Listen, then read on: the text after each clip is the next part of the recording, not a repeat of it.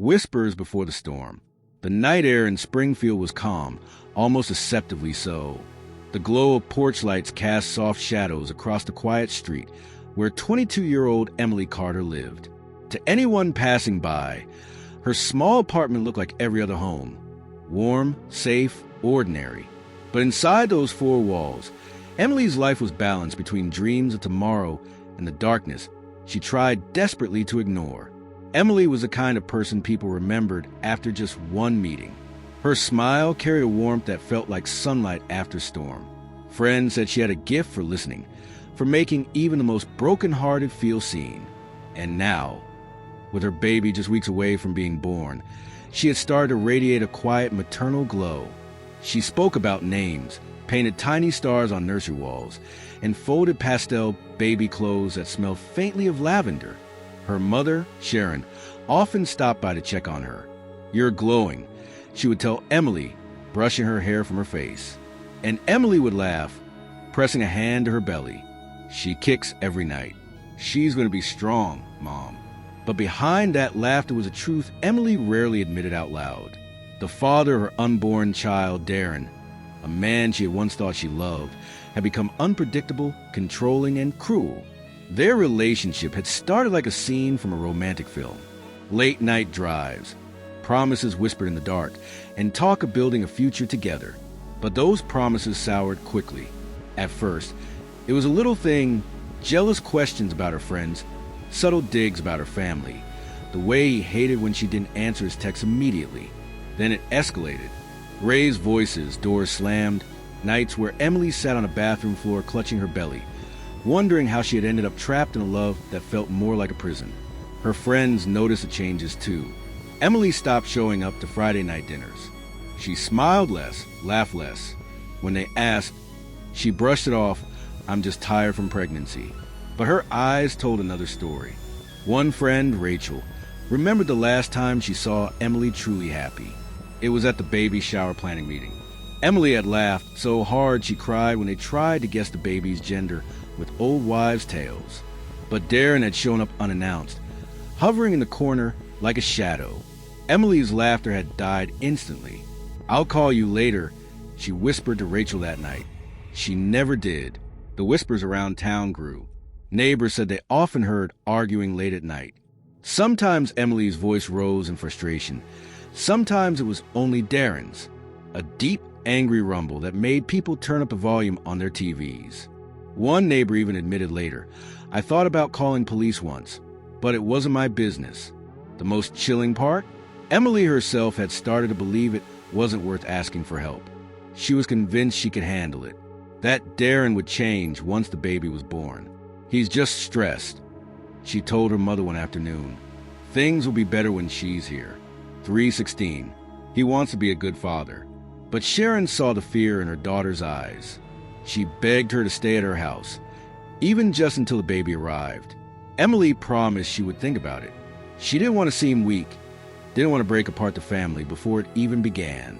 On the night of June 7th, 2022, Emily stood by the window, looking out the street where fireflies danced in the summer air. She rubbed her belly and whispered to her baby, "You and me, no matter what," she believed, hope that love will protect them. But sometimes love is enough. Sometimes the storm is already at the door. And in Emily's case, the whispers of danger were about to turn into screams. Love turned into poison in the beginning. Darren was everything Emily thought she wanted. He had charm, confidence, and that smile, the kind of smile that made people believe he was trustworthy when they first met at a friend's barbecue. Emily's friends teased her about how quickly she seemed drawn to him. Careful, Rachel had joked, "The mysterious ones always break your heart." But Darren didn't feel like a mystery then. He was attentive, affectionate, and showered Emily with the kind of attention that felt intoxicating. Flowers at her doorstep, long text messages filled with promises, late-night drives where they talked about futures that seemed painted in gold. He told her she was beautiful, that he couldn't imagine life without her. And Emily, fresh out of a long, loveless relationship, soaked it all in. "It feels like he really sees me," she told her mother one night. Sharon was cautious, but smiled, hoping her daughter had finally found happiness. but passion, unchecked, can curdle into something darker. The first cracks appeared slowly, like hairline fractures in glass. Darren grew possessive. He wanted to know where Emily was at all times. If she didn't reply to his messages quickly, he bombarded her with calls. At first, she laughed it off. He just cares too much. But soon the laughter faded. Then came the jealousy. Darren didn't like when Emily spent time with her male coworkers. He accused her of flirting when she so much as smiled at cashier. If she pushed back, his temper flared, his voice sharp, his hands clenched. One evening, after a minor argument about a social media post, Darren punched a hole in the wall. Emily froze, her heart hammering, but he immediately pulled her into an embrace, whispering apologies. "I didn't mean it. You just drive me crazy because I love you so much." It was the first time she felt fear, real, bone-deep fear. But it was also the first time she told herself a dangerous lie. Maybe it's just this once. When Emily found out she was pregnant, her emotions tangled in knots of joy and dread. On one hand, she was thrilled. She had always wanted to be a mother. On the other hand, she knew Darren's volatility could turn dangerous. She told herself a baby would change him, that fatherhood would soften the edges of his anger. For a short while, it seemed to. Darren rubbed her belly, called the baby our little star, and even helped assemble the crib. He spoke of teaching the child to ride a bike, of taking family trips to the lake. But that tenderness never lasted. Like a switch, he could flip from gentle to furious in seconds. When Emily grew tired in her second trimester, he accused her of using the pregnancy as an excuse. When she forgot to buy his favorite brand of beer, he smashed the plate against the wall, the shards scattering across the kitchen floor. Emily picked him up silently, her belly pressing against her knees. Her friends noticed her retreating further into herself. "He's stressing you out," Rachel warned. "That's not good for you or the baby." But Emily defended him. "He's just under pressure," she whispered. "Once the baby's here, it'll all be different." Sharon wasn't convinced. She pressed her daughter harder. "Emily, you don't have to stay. You can come home." But Emily shook her head. "I want this family to work. I have to believe it can work."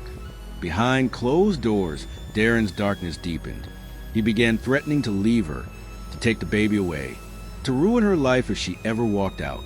His words were daggers designed to cut her down until she believed she was powerless without him. And still Emily stayed. Because hope is a dangerous thing. Hope made her believe that the man she fell for was still there, buried under the anger. Hope made her cling to the dream of a future, where her child had both parents. But hope can also blind. On the night of June 8th, Emily wrote in her journal, a habit she had started during her pregnancy. The entry was short, shaky, but telling. "I don't know who he is anymore. I feel like I'm losing myself, but I can't give up now.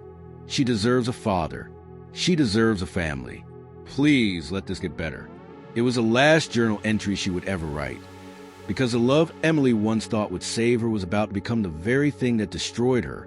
By early June, the walls of Emily's apartment had absorbed too many arguments, too many slammed doors, too many nights of muffled sobs. To neighbors, the sounds were becoming familiar, shouting followed by silence. Then the faint hum of a TV turned up too loud to drown out reality. Emily's pregnancy was nearly full term. Her belly was round, her steps slower, her breath shorter. She should have been preparing for the joy of new life. But instead, she was walking a tightrope of fear. Every word she spoke, every glance she gave Darren, felt like a gamble. On June 12th, Emily visited her mother. Sharon noticed a fading bruise on her daughter's arm. Emily brushed it off, muttering, "I bumped into the counter." But Sharon wasn't convinced. She cupped Emily's face in her hands and whispered, "Sweetheart, you don't have to do this alone. You don't have to prove anything to anyone. If you're scared, come home. I'll protect you." Emily's eyes welled, but she shook her head. "I can handle it, Mom. He'll change. For the baby." That was the last time Sharon saw her daughter alive. 2 nights later, neighbors heard another fight. This one was different, louder, sharper, almost frantic. Pots clattered. Something heavy slammed against the floor, then silence. Inside, Darren's rage boiled over. Emily had told him she wanted a break. Just a little space until after the baby was born. To her, it was a desperate attempt to breathe, to protect herself and her unborn child. To him, it was betrayal. "You're leaving me?" He spat, his face inches from hers. His voice shook not with sadness, but with venom. "You're not going anywhere. You and that baby are mine."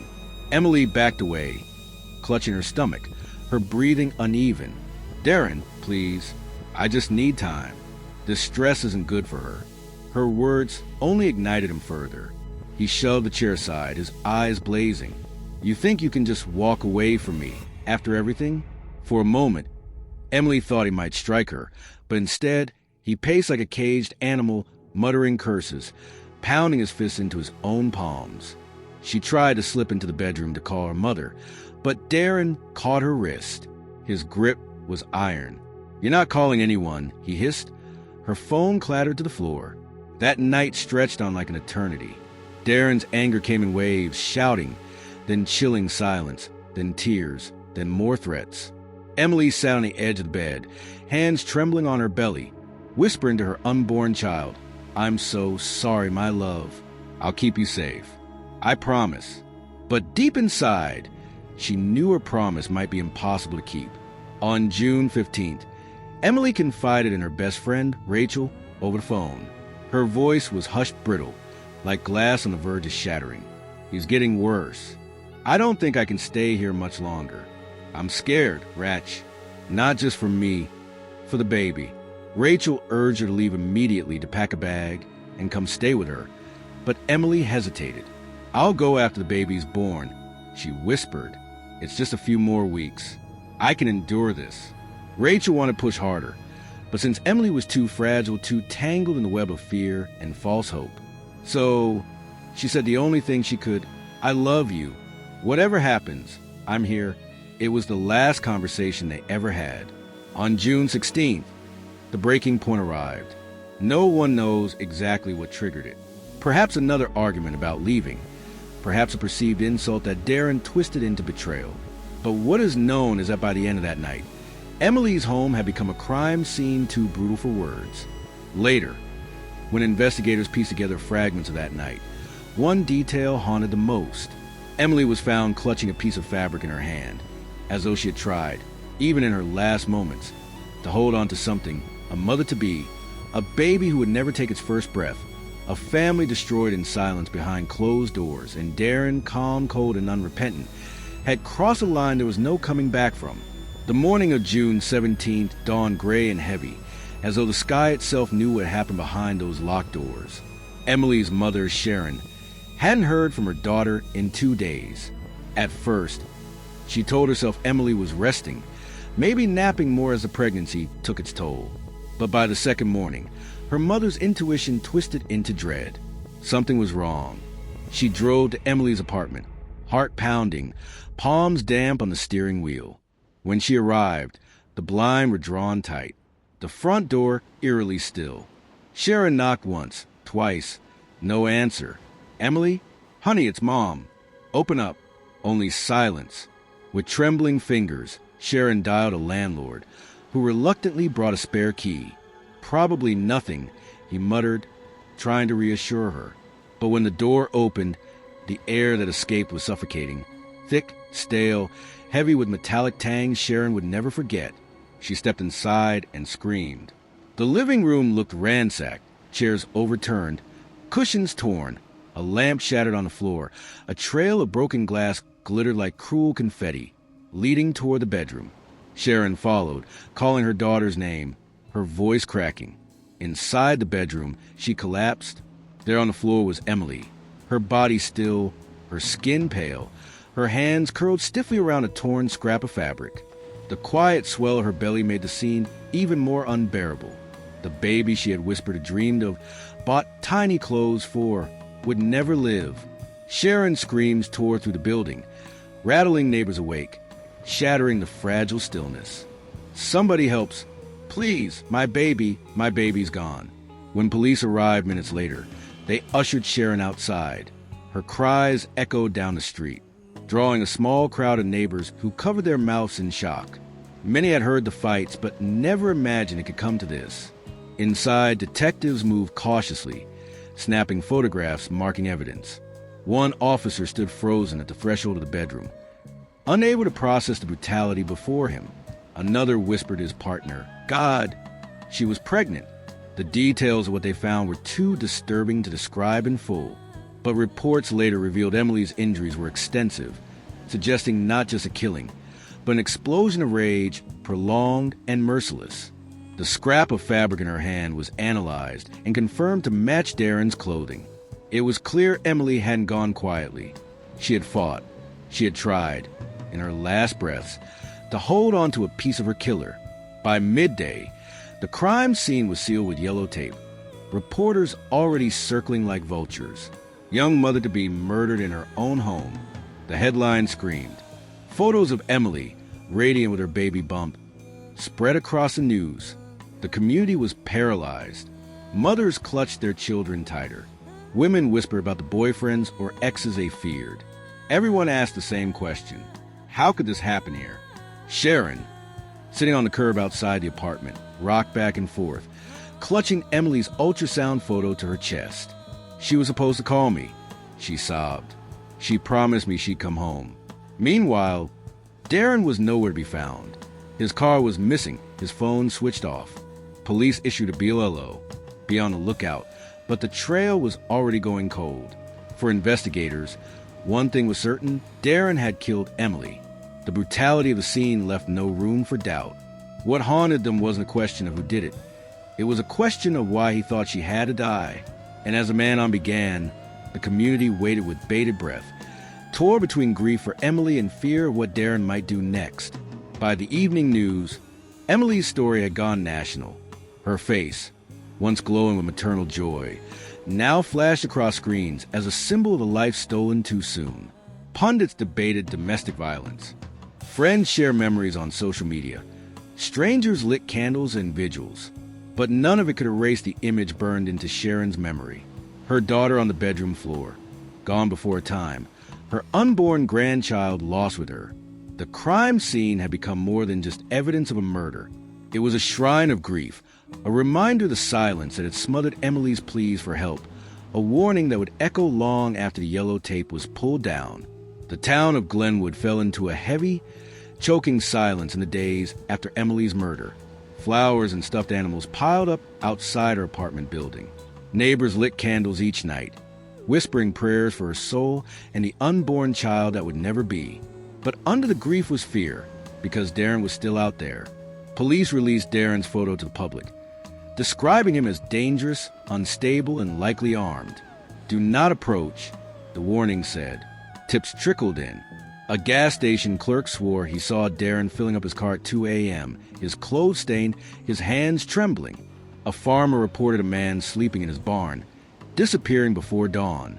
Each lead ended the same. He was always one step ahead. Detectives pored over surveillance footage, grainy images of Darren's car speeding down back roads, blurry frames of him at convenience stores. He seemed to move like a ghost, appearing just long enough to taunt the search before vanishing again.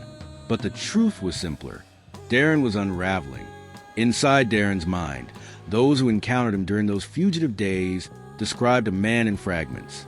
He rambled about Emily, about betrayal, about how no one understood him. Some said he laughed at random moments. Others claimed he muttered to himself, holding conversations with voices only he could hear. He grew paranoid, convinced the police, Emily's family, even strangers at diners were plotting against him. He shaved his head, changed his clothes, abandoned his phone. Yet, no disguise could hide the guilt gnawing at him. Every night, as he tried to sleep in borrowed corners of the world, abandoned buildings, friends' couches, the back seat of his car, he saw Emily's face. He saw her eyes in that last moment, the fight in her hands. And he saw the unborn child he had silenced. The net tightens. But there was no escape this time. Pinned to the ground, cuffed, and dragged to his feet, Darren looked around to see a flashing red and blue lights. The fight drained from his body. For the first time since the murder, he seemed to realize it was over. Emily was gone. The baby was gone. And now so was his freedom. News of Darren's capture spread like wildfire. The community, Though still grieving, felt a sliver of relief. Mothers hugged their children tighter. Women whispered, "At least he can't hurt anyone else." But justice, as everyone knew, would not be swift.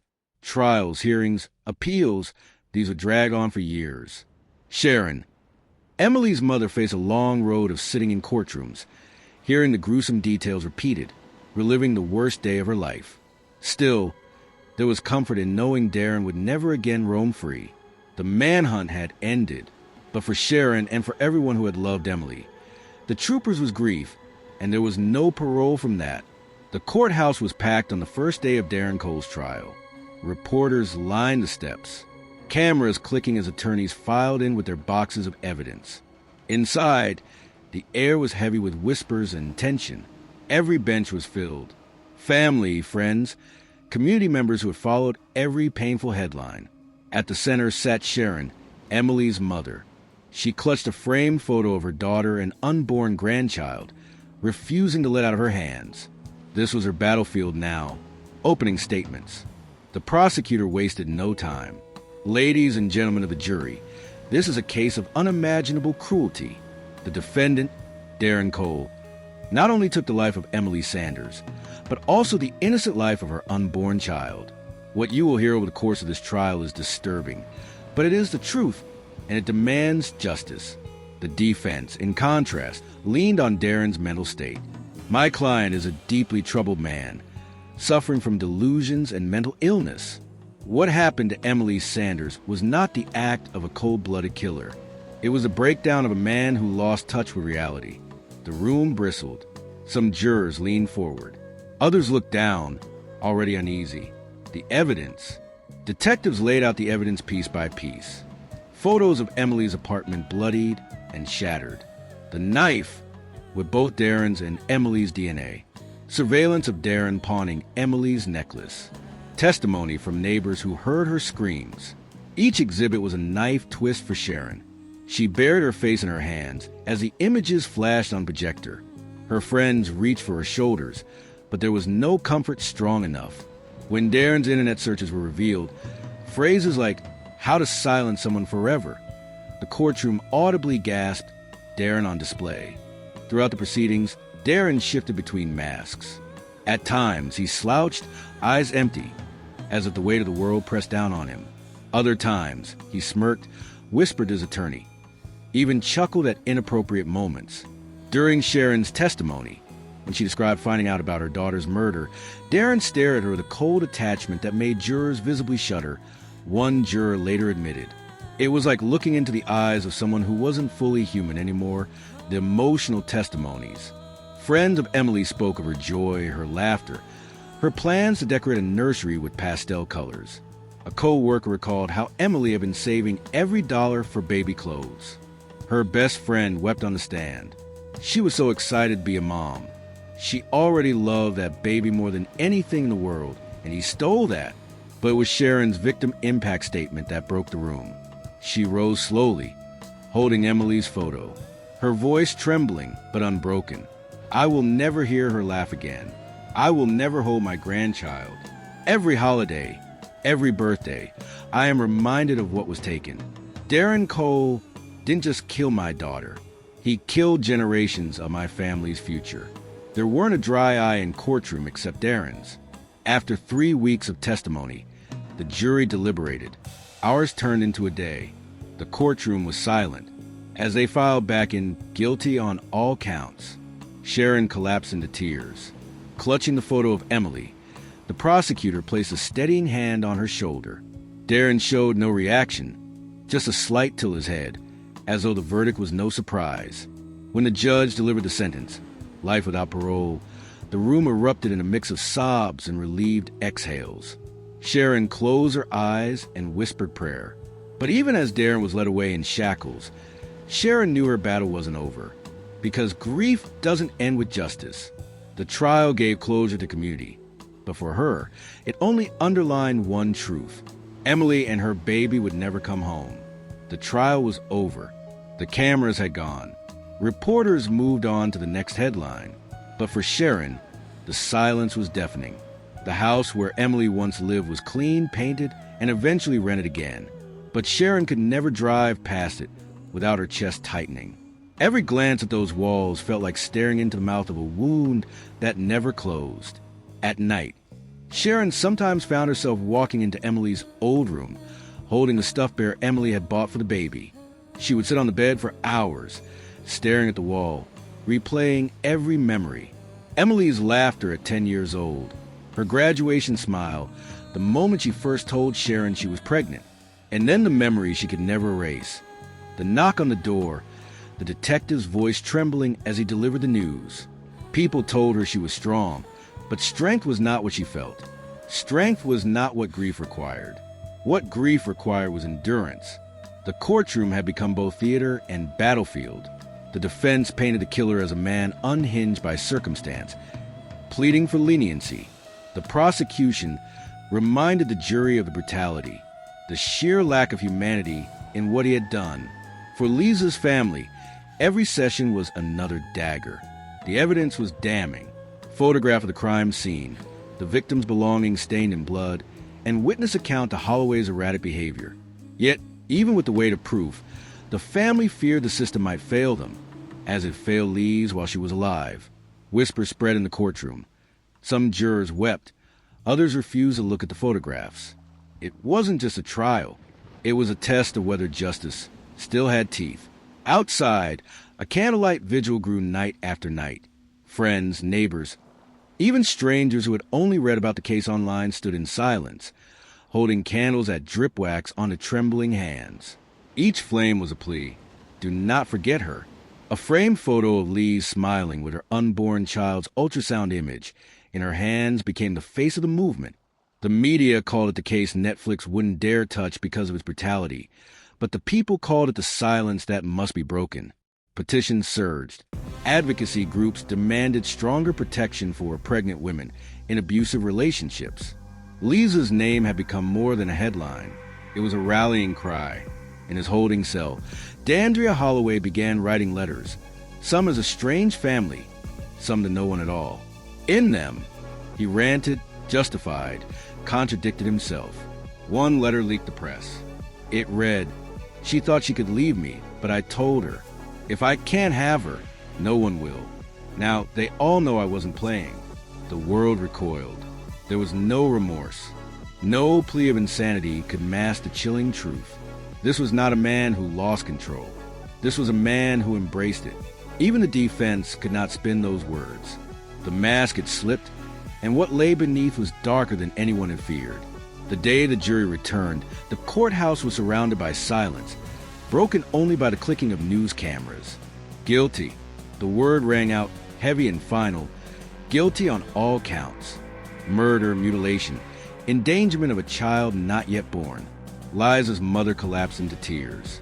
Strangers hugged each other, just as though imperfect had spoken. Holloway sat stone-faced, unflinching, as if even the weight of the guilty verdict couldn't touch the black hole inside him. For the first time, the family could breathe, not because their pain was gone, but because the world had finally called crime what it was: evil. Leaves were laid to rest on a soft summer day. White roses were placed over a casket. In silence, the community wept, not just for her, but for the life of her unborn daughter, whose cries would never be heard. The final chapter wasn't just about loss. It was about what comes after. New laws began to take shape, her name invoked in debates over domestic violence protections. Advocates carried her story into classrooms, shelters, and town halls. She was gone, but she was not forgotten. The documentary closes with the image of flickering candles from a vigil, fading into darkness. Over it, a final line: justice was served, but silence remains. How many more will be buried before we learn? The community remembers. The town of Riverbend refused to let Emily's name fade. A candlelight vigil was held every June in her memory. A scholarship fund was started in her name to support young mothers. Her favorite park bench was engraved with the words, "For Emily and her child." Gone, but never forgotten.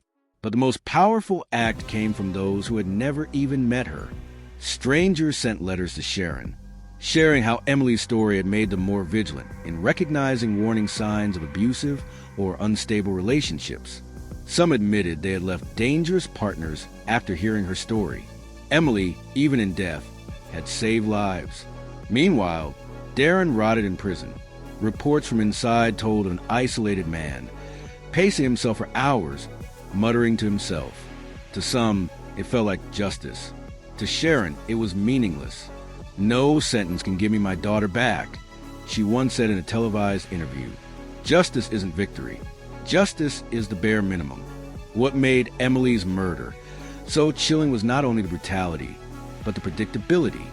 Friends remembered red flags, jealousy, controlling behavior, emotional instability. That seemed minor until it was too late. Sharon became an advocate, traveling to schools, women's centers, and churches, urging people not to ignore the small warning signs. Her voice would tremble as she said, "If you feel unsafe, if your gut tells you something is wrong, please listen. Don't wait." I waited. I told myself Emily could handle it. Now I live with silence. The unanswered questions. Even after Darren's sentencing, unanswered questions lingered like shadows in the room. Could someone have intervened earlier? Was there a moment where Emily could have been saved? Or was her fate sealed the moment Darren stepped into her life? The absence of answers was its own kind of torment that ended her buried in silence. On the first anniversary of Emily's death, Sharon stood at her daughter's grave, a single rose trembling in her hand. The sky was gray, a thin drizzle pattering against her umbrella. She whispered to the earth, "I will not let them forget you. You and your baby will not be buried in silence." The camera would fade out here if this were a documentary, leaving only the image of her hand resting on the gravestone, a visual reminder that grief is not cinematic, but endless. This was not a story about a headline. It was about a woman with dreams, a child who never saw the world, and a mother who wakes up every day with an empty chair at her table. Why tell it? Because silence is dangerous. Because stories like Emily's, though painful, carry the power to warn, to teach, and to break cycles of violence. Buried in Silence is not just Emily's story. It is a warning etched in blood and grief, one we cannot afford to ignore. This is a story Netflix wouldn't dare to tell. A story buried in silence, too disturbing for screens of comfort. But it is real, and it begins with a woman full of hope and a man consumed by darkness. Wide aerial shot of quiet suburban neighborhood at dusk. Close up, a young woman smiling in a selfie, holding a pregnancy test. Fade into black screen with chilling music. Buried in Silence, a case Netflix wouldn't dare touch. Her partner wasn't just controlling. He was volatile, unpredictable, and dangerously possessive. What began as whispers of jealousy grew into violent storms. Blurred reenactment of arguments, no faces shown. Shadows pacing back and forth in a darkened room. Symbolic shot, a rose wilting in time-lapse. The signs were there. Neighbors heard shouting. Friends urged her to leave. But like too many victims, she believed things might change. She wanted a father for her child. And that hope cost her everything. Concerned friend texting, "Are you safe?" Phone screen showing unanswered messages. Door closing slowly. Leaving hallway in darkness. June 2022, a night that should have been filled with baby kicks and nursery dreams, turned into a nightmare silence. Empty streetlight flickering. Window curtain moving slightly as if something unseen lurks. Symbolic shot, baby mobile creaking in still air. What happened inside those walls was beyond brutality. By the time it ended, 2 lives had been stolen, hers, and the unborn child she would never hold. Police tape closing off a quiet house. Officers carrying evidence bags. Symbolic shot, a candle extinguished by a sudden wind. Her mother arrived with flowers and a baby gift, which she found no parent should ever face. A gift bag falling from someone's hand, hitting the doorstep. Police lights flashing across shocked neighbors' faces. Symbolic shot, rocking chair slowly moving in an empty nursery. Every thread led back to one name. The man who once whispered promises now faced a harsh glare of truth. Detectives connecting strings on a crime board. Interrogation room silhouette of suspect pacing. Symbolic shot. Chessboard piece tipped over. There was no place left to run. When police cornered him, he surrendered, but the coldness in his eyes revealed no remorse. Sirens racing down a highway. Officers surrounding suspect, hands raised, handcuffs snapping shut in close-up. In court, truth collided with lies. A jury sat with the weight of 2 lives on their shoulders. Judge's gavel striking. Prosecutor pointing at the accused. Symbolic shot. Scales of justice tipping. The words echoed to the courtroom. Guilty. For a moment, silence fell. Then grief erupted. Mother weeping into hands. Defendant being led away in chains. Heavy prison doors slamming shut. The trial ended. But for those who loved her, the pain will never end. A nursery filled with gifts that will never be opened, a future forever stolen. Family sitting quietly in living room, baby items untouched. Candlelight vigil at night, flowers laid at her doorstep. This was not just her story. It is a warning. Silence protects the abuser. Speaking up saves lives. Sunrise over city skyline. Montage of diverse faces staring into camera. Standing strong. White dove flying into sky.